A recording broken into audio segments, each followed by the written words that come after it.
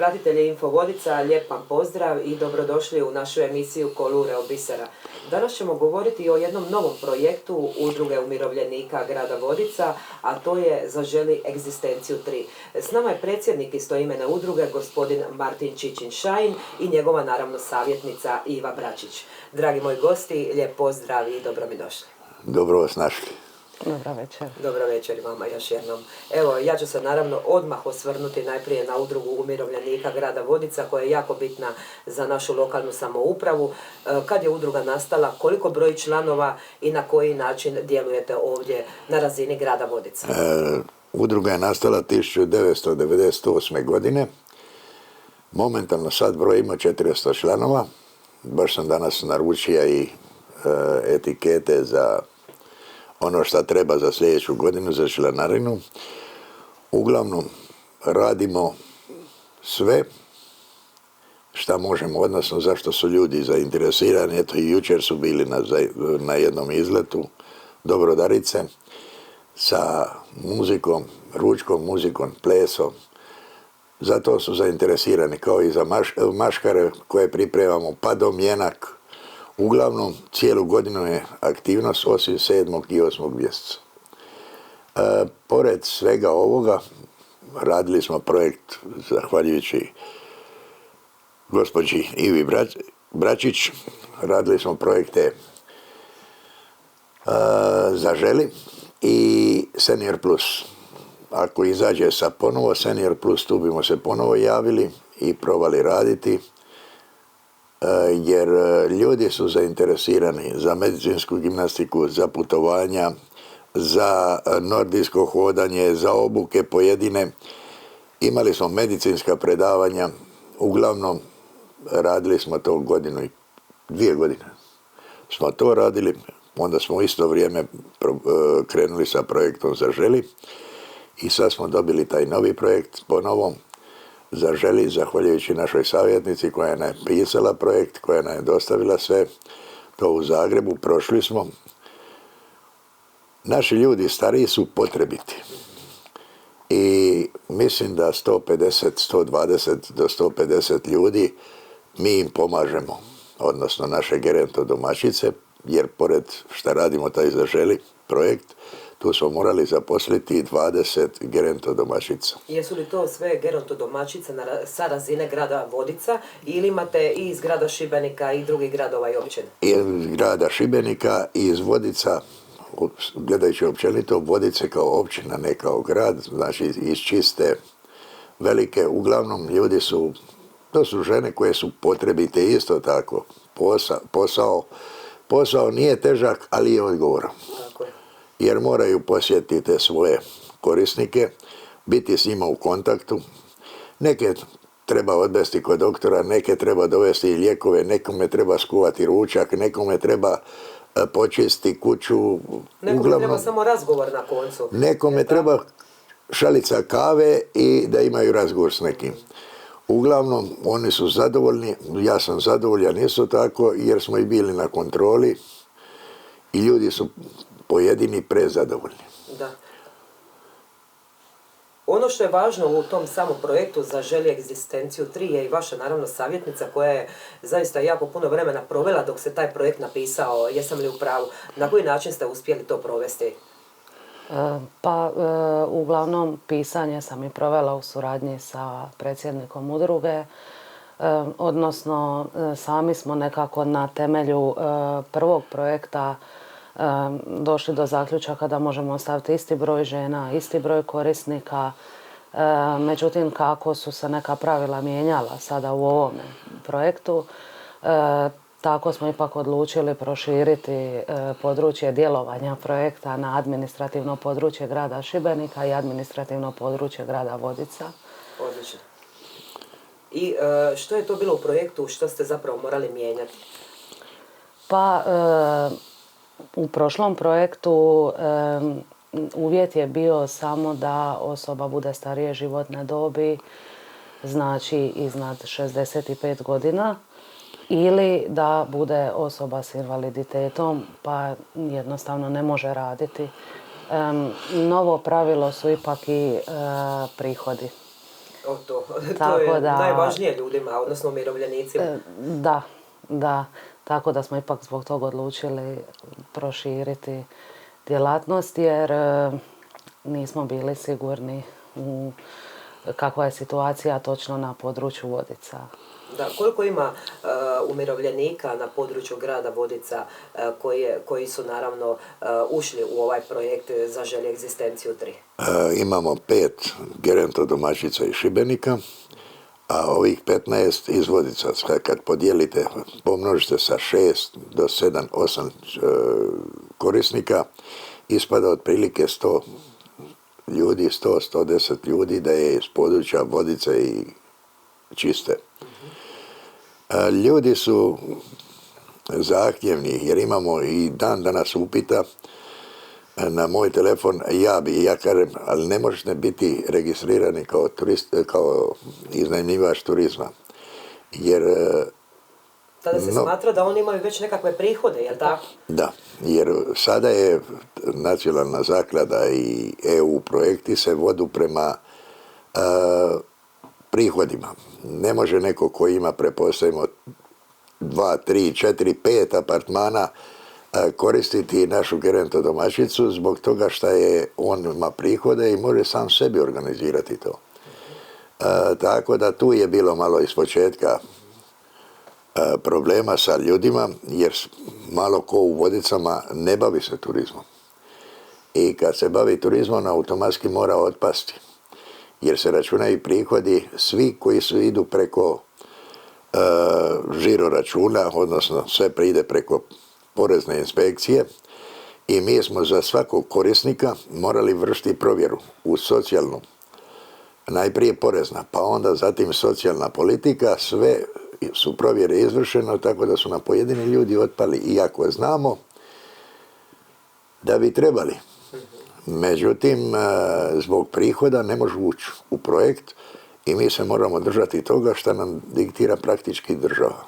Da, ali Martine, htjela sam postaviti pitanje, ono što je važno i za te ljude koji su isto umirovljenici, koji imaju te neke vrste apartmana ili možda jedan apartman, 2 ili 3, ta financijska sredstva koja dobivaju oni od iznajmljivanja apartmana nisu dugog vijeka.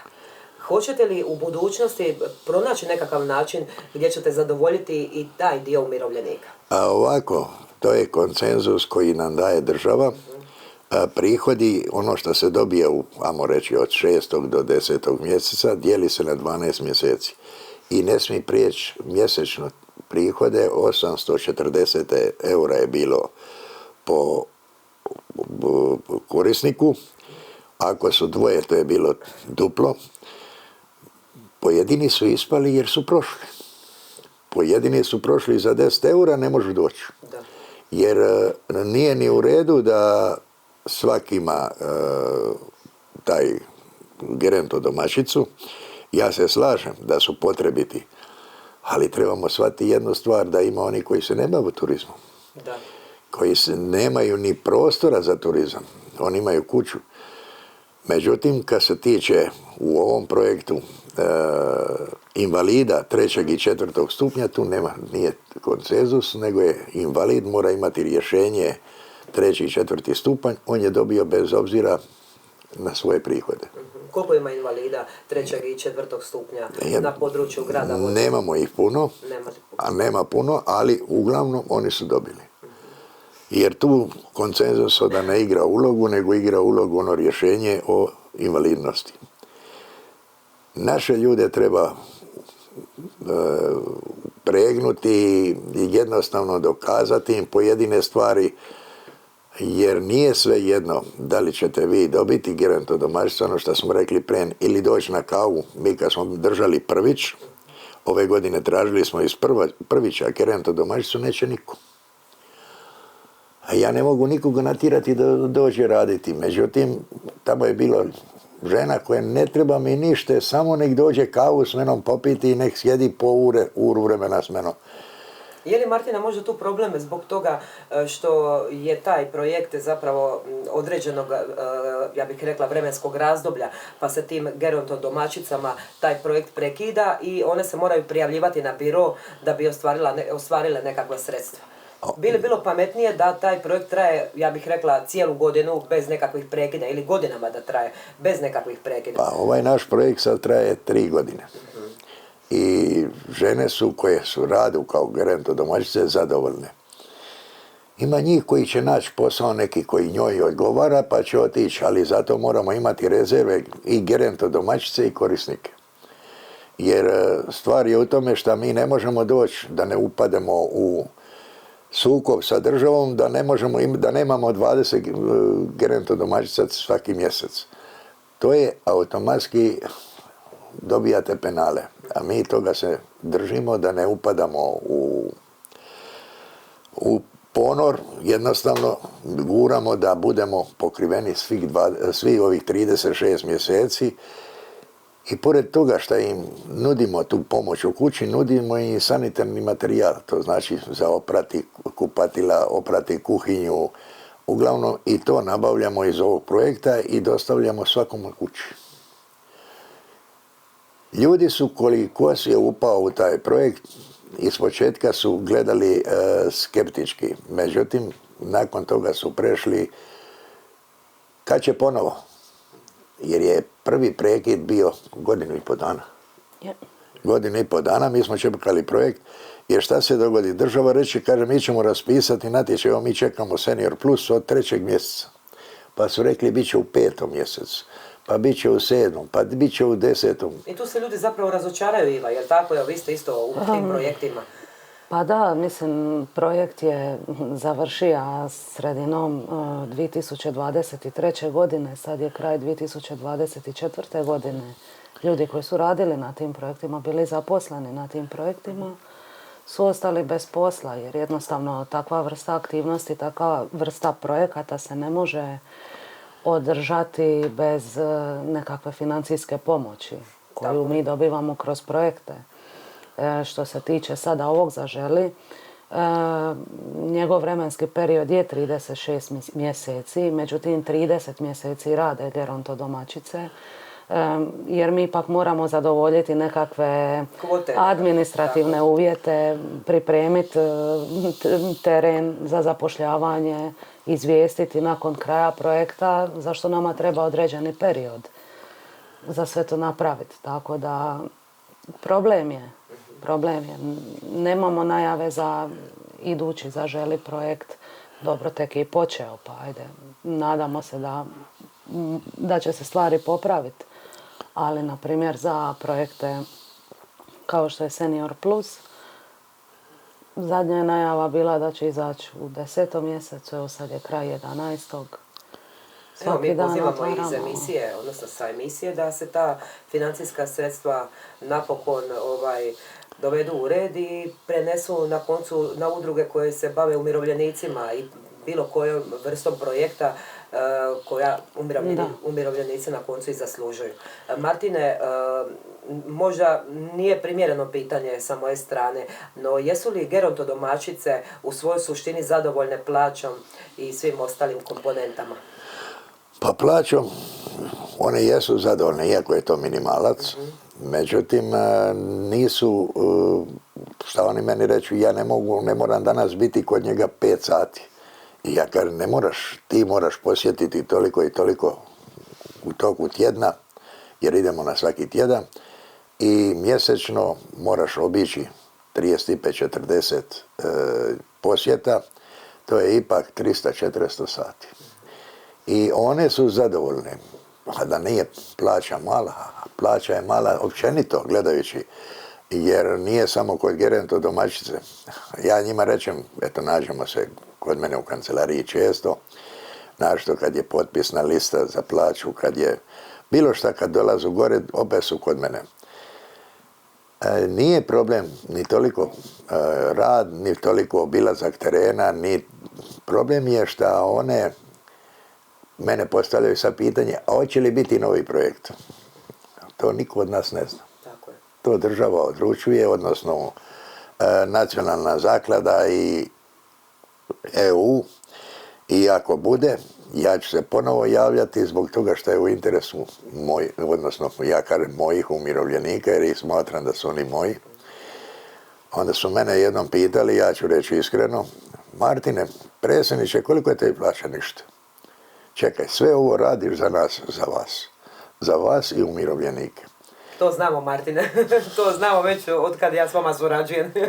Da ste volonter udruge, to znamo. Međutim, dođe čovjeku isto malo do glave, na vrh glave, jer, pazite, evo ja sam jutros žena otišla na put, oni me zovu, a slušaj, šta će biti, kad će biti domjena, kad će biti ovo, kad će biti ono, ja kažem, polako bit će objavljeno sve plakatima. Prije na Pero radio plakate, a sad radimo sami. Sad smo iznajmili onaj kopirni aparat za projekte, odnosno za udrugu, pa sad možemo raditi na A3, na A4 formatu, pa onda je u boji, pa onda se može to gurati. Međutim, to je, niko od nas ne zna šta će biti sutra. Najgore je to što te žene zapravo nakon određenog perioda, odnosno nakon ove 3 godine, ostaju bez posla. I što će one dalje? Prijavljuju se na biro i tu neke dobivaju određena financijska sredstva i na koncu čekaju sljedeći projekt. I normalno da ljudi gube volju za iščekivanje. Pa ja ću reći i ovaj puta mi smo imali projekt skupa sa gradom, jer grad je isto radio projekt Zaželi. Pozivane su iz grada te našeg gerontodomaćice koje su rekli ne. Čekamo udrugu i bit ćemo u udrugi gerontodomaćice. Znači da je ono što smo im pružili, ja, Iva, koordinator i voditelj projekta, da su zadovoljni. Evo ja sam i sad pozvao za Martinje, nisu došle ili rekle su doćemo skupa sa umirovljenicima biti na domjenku. Mislim, to je, oni će biti sa tim ljudima kojima ih pružaju pomoć. Biće na plesu, biće na večer na jednoj zabavi. Nek vidu kako se ponašaju ti umirovljenici, a nek umirovljenici vidu kako se ponašaju i one. Jer to je zajednička suradnja, zajednički projekt, bez obzira, ja kažem, to nije moj projekt. To je projekt države, a mi ga samo provodimo. I meni je ponos što mogu pružiti umirovljenicima ovo. Milovanje pojedinaca di su umrle žena, pa dođe korisnik. Martine, spasi, šta je, ima 15 dana da suđe nisam oprem. Ja bi gerontodomaćicu. Uspjeli smo naći. Tako da su pojedine gerontodomaćice nisu imale 6, nego 7 i 8 korisnika. I on je, pa nakon toga, Martine, koliko sam dužan? Ništa.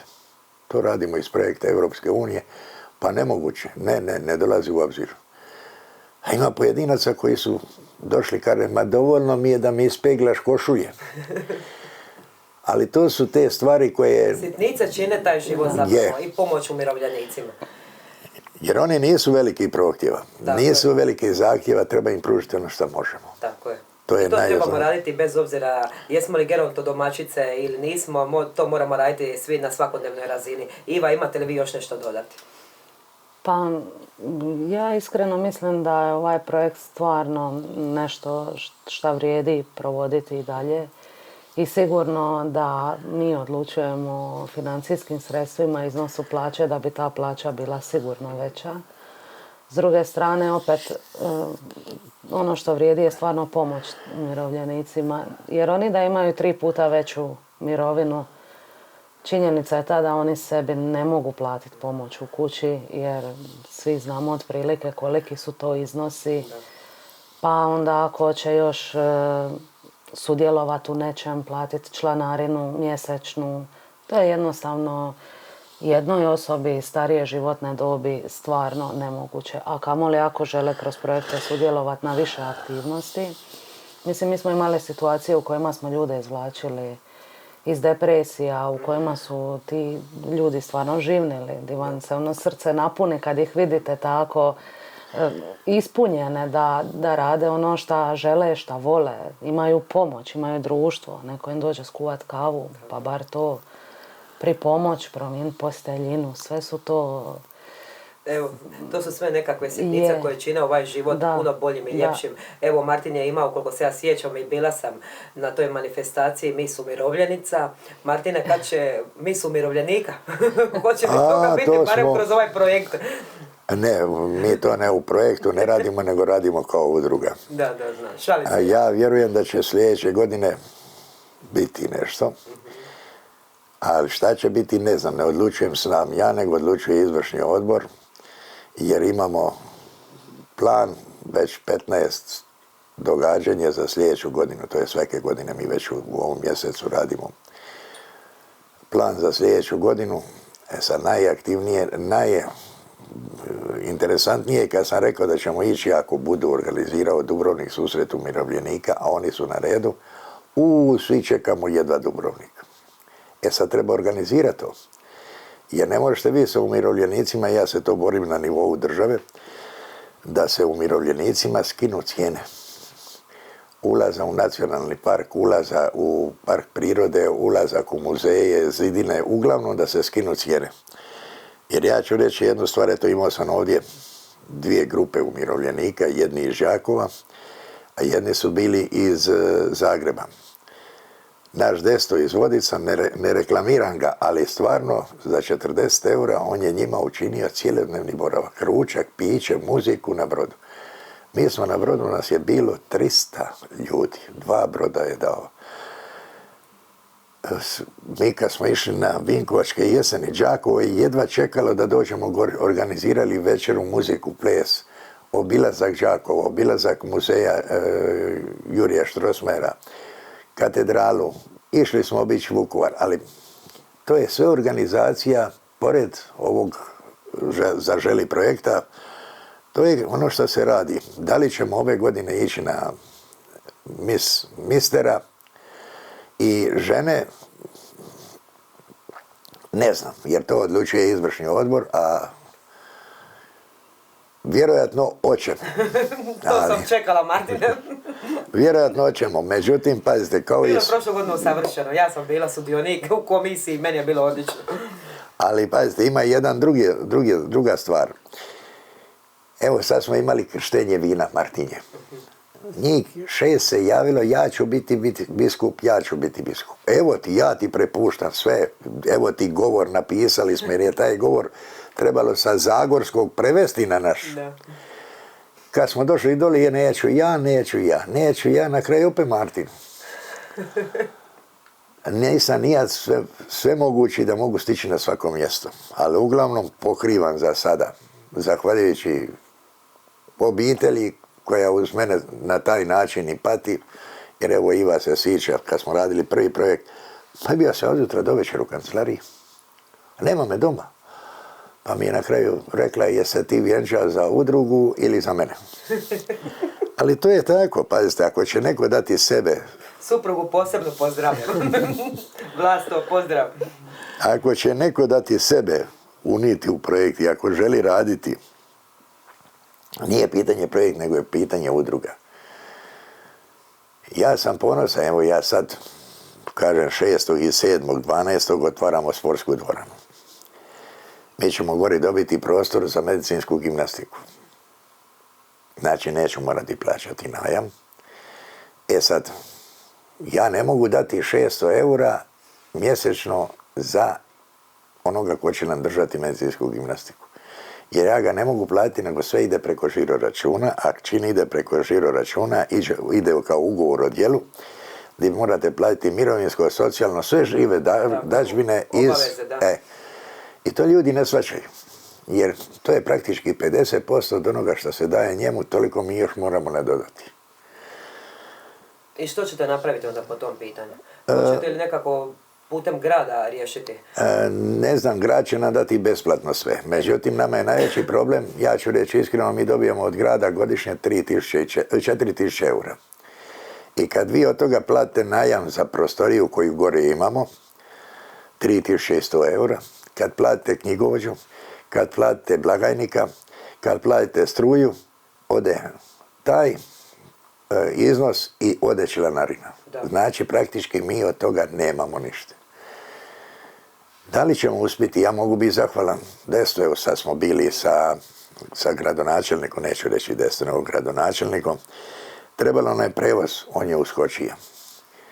Ne, on stvarno uvijek uskače svim udrugama na razini grada Šibenika. Išli smo na susrete zborova umirovljenički na sa područja Šibenske županije, išli smo u Zagreb. Tražimo i za prevoz do Zagreba i nazad 1100 eura. Da. Mi smo se cjenkali, uspjeli smo ići do 900. Onda opet njega sam zamolio, on je uskočio sa pojedinim iznosom manjim i ja sam dodao opet ovo staro, u stvari dodali smo iz županijske udruge. Pazite, to je borba za svaku cent, ne cent nego i lipu, jer novaca nemate. Da nije zapravo ovih europskih fondova i nekakvih natječaja ministarstava, udruge zapravo ne bi mogle funkcionirati. Ne. I naravno uz potporu svih lokalnih samouprava, Martin. Bez obzira kakve su cifre na razini grada ili županije, ali svaka ta mala na neki način gura naprijed. Svaka mala pomaže. Tako je. Evo, mi te projekte kad radimo, pa ako nam ostane 1000, 2000 eura, mi smo sritni jer to možemo podijeliti među našim članovima. Pretpostavimo, prošle godine bija domjenak ili dan žena, nije bitno, domjenak. Večera u hotelu 32 eura. Članovi su plaćali 15 eura, a ostalo je dala udruga. Ali zašto? Ostalo nam je nešto novaca. Da. I to neću podijeliti sad među njih 15, 20 ili 10, nego se podijeli među svima, ali treba podmiriti. Tako je. Ne znam, ne želim ići u minus, jer ne mogu ići u minus. Mogu biti zahvalan pojedinim prevoznicima, šta prošle godine nismo imali momentalno, država nam je kasnila sa isplatom novaca, pa smo išli na izlet, ja sam novce potrošio za plaće, gerento domaćica, onda bi ja njemu rekao, Ivo, molim te, nema problema Martine, kad budeš moga plaćaš. Ona se čekao 7-8 mjeseci za platiti. Ja mogu biti zahvalan Lišanu, evo jučer smo imali taj izlet u Brodarici, dano je besplatno autobus, pazite, Vodice, Brodarica, on dolazi iz Lišana, to je 100 km ovamo i 100 km onamo, to je 200 km. On nama poklonija autobus kad smo išli na sportska takmičenja u Knin ili na Maškare, ne znam sad, jedno ili drugo. Ali uglavnom, treba ljude zainteresirati, ne samo gerentu domaćice, nego kompletno za udrugu da radu skupa s nama, da pomažemo mi njima i oni nama. Ono što je važno za udrugu, za vašu udrugu su zapravo i vaši partneri u ovom projektu Zaželi egzistenciju 3. Iva, koji su tu partneri sve? Imamo samo jednog partnera, udrugu mladih, Mladi u EU.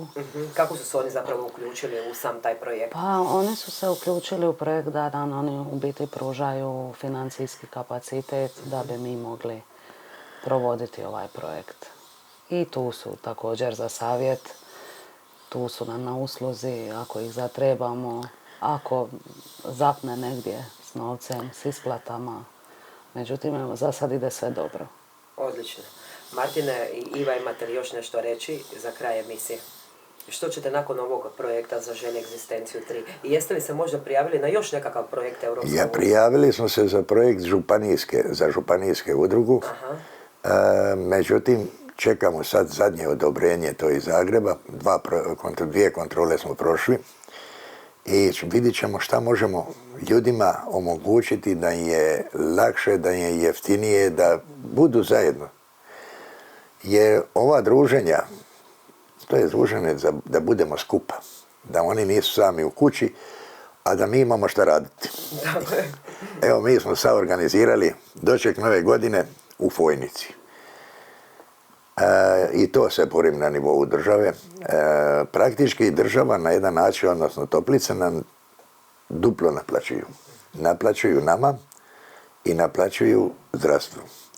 Dok idemo u Bosnu, plaćate samo njima i dobijate sve ono što dobivate ovdje, platite boravak i plus D1 uputnicu. Ovamo samo platite boravak koji je jeftiniji nego kod nas, ja znam da je to Bosna, ali uglavnom dobijamo sve.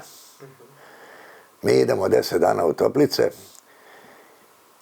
hajde za 400 eura, pun pansion. Uz to imate dnevne terapije, imate bazen, wellness centar, sve je otvoreno od jutra do večeri. To ne možemo kod nas dobiti. Ja ne znam, ja karavan, borim se na nivou države jer tražim da tu zdravstvo prekine dotirati, pa da vidimo šta će onda biti. Jer, pazite, ne može u jedne toplice boravak biti 60 eura po članu, ili Daruvar 90 eura, ili gori Sveti Martin na Muri 110 eura. To ni jedan umirovljenik naš ne može platiti. Ne može. Nikad. A dokle prepostavimo, ovamo je 40 eura pun pansion, ili Iliđa 43 eura pun pansion sa terapijama. Znači, bez uputnice, bez ičega, sa terapijama. To je jedno drugo. Obilazimo nove krajeve, obilazimo, vidimo povijest. Prepostavimo, eto, ja sam njih vodija kroz Sarajevo, pa su mi rekli šta znam o Sarajevu. Vodija sam im kroz Dubrovnik, pitali su me šta ti znaš o Dubrovniku. Sad kad budemo u Fojnici, otićemo opet obići njihovu povijest, prirodu, upoznajemo novu okolinu, nove ljude, novi sadržaj, pa tu se stvaraju i prijateljstva. Tako je. Tako je. Jer to su najbitniji, I kažem. nekakva zajednička suradnja čak među ljudima iz raznih krajeva naše države i svijeta. Pazite, ja kažem iskreno, meni je Đakovo, nama je problem Đakovo di primiti. Jer naši ljudi, a ja ne bi primio, nema mjesta, nema novo, nema ono, nema veze. Ali borim se da bi dobio za njih u hotelima nižu cijenu.